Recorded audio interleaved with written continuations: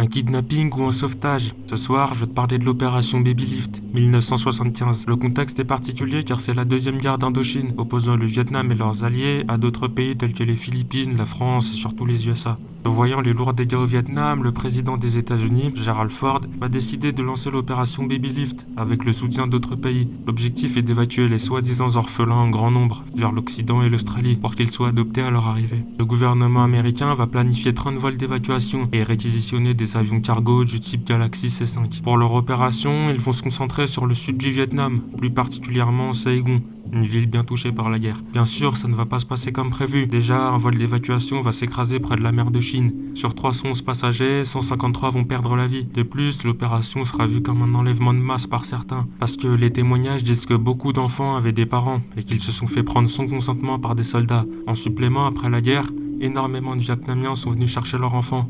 Et vous connaissez la réponse des familles adoptives. D'autre part, des sources disent que les USA ont fait cette opération pour avoir bonne conscience auprès du monde. Alors oui, les vrais orphelins ont été sauvés, mais il y a pas mal de zones d'ombre sur l'opération. Pour conclure, 3000 enfants ont été évacués, bien que ça reste très mitigé. J'aimerais vraiment avoir ton avis sur cette opération. Et abonne-toi.